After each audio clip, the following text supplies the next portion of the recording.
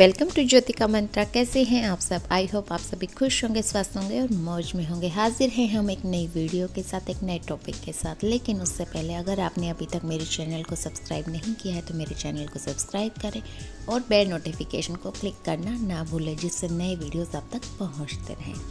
और अगर आपको मेरे वीडियोज़ अच्छे लगते हैं तो इन्हें लाइक और शेयर अवश्य करें। तो आज का हमारा टॉपिक है जया एकादशी की व्रत कथा। आज है 1 फरवरी और आज रखा जा रहा है जया एकादशी का व्रत। तो चलिए स्टार्ट करते हैं जया एकादशी की व्रत कथा।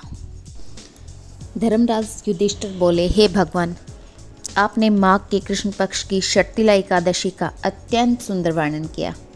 आप स्वदेज, अंडज, उद्विज और जरायुज चारों प्रकार के जीवों के उत्पन्न, पालन और नाश करने वाले हो। अब आप कृपा करके माघ शुक्ल एकादशी का वर्णन कीजिए। इसका क्या नाम है, इस व्रत की क्या विधि है और इसमें कौन कौन सी देवता का पूजन किया जाता है। श्री कृष्ण कहने लगे, हे राजन, इस एकादशी का नाम है जया एकादशी।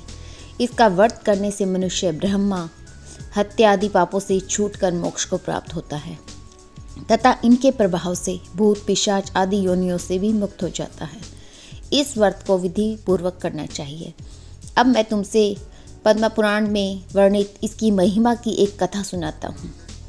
देवराज इंद्र स्वर्ग में राज करते थे और अन्य सब देवगण सुखपूर्वक स्वर्ग में रहते थे। एक समय इंद्र अपनी इच्छा अनुसार नंदन वन में अप्सराओं के साथ विहार कर रहे थे और गंधर्व गान कर रहे थे। उन गंधर्वों में प्रसिद्ध पुष्पदंत तथा उनकी कन्या पुष्पवती और चित्रसेन तथा उसकी स्त्री मालिनी भी उपस्थित थे। साथ ही मालिनी का पुत्र पुष्पवान और उसका पुत्र माल्यवान भी उपस्थित थे। पुष्पवती गंधर्व कन्या माल्यवान को देखकर उस पर मोहित हो गई और माल्यवान पर काम बाण चलाने लगी।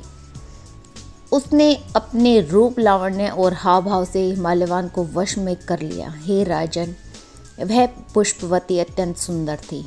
अब वे इंद्र को प्रसन्न करने के लिए गान करने लगे, परंतु परस्पर मोहित हो जाने के कारण उसका चित्त भ्रमित हो गया था।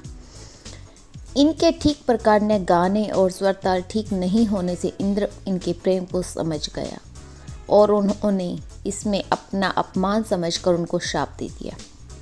इंद्र ने कहा, हे मूर्खों, तुमने मेरी आज्ञा का उल्लंघन किया, इसलिए तुम्हारा धिक्कार है।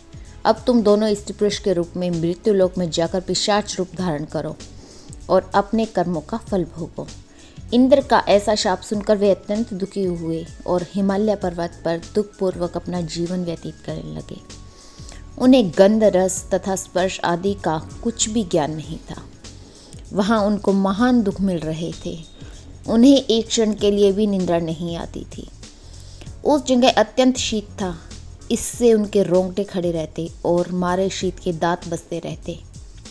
एक दिन पिशाच ने अपनी स्त्री से कहा कि पिछले जन्म में हमने ऐसे कौन से पाप किए थे जिससे हमको यह दुखदायी पिशाच योनि प्राप्त हुई।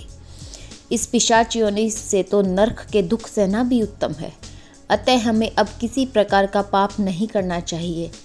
इस प्रकार विचार करते हुए वे अपने दिन व्यतीत करते रहे। दैवीय योग से तभी माघ मास में शुक्ल पक्ष की जया नामक एकादशी आई। उस दिन उन्होंने कुछ भी भोजन नहीं किया और न ही कोई पाप कर्म भी किया, केवल फल फूल खाकर ही अपना दिन व्यतीत किया और सायकाल के समय महान दुख से पीपल के वृक्ष के नीचे बैठ गए। उस समय सूर्य भगवान अस्त हो रहे थे। उस रात को अत्यंत ठंड थी, इस कारण वे दोनों शीत के मारे अति दुखित होकर मृतक के समान आपस में चिपटे हुए पड़े रहे। उस रात्रि को उनको निद्रा भी नहीं आई। हे राजन, जयादशी के उपवास और रात्रि के जागरण से दूसरे दिन प्रभात होते ही उनके पिशाच योनि छूट गई। अत्यंत सुंदर गंधर्व और अप्सरा की देह धारण कर सुंदर वस्त्राभूषणों से अलंकृत होकर उन्होंने स्वर्गलोक को प्रस्थान किया। उस समय आकाश में देवता उनकी स्तुति करते हुए पुष्प वर्षा करने लगे। स्वर्गलोक में जाकर इन दोनों ने देवराज इंद्र को प्रणाम किया।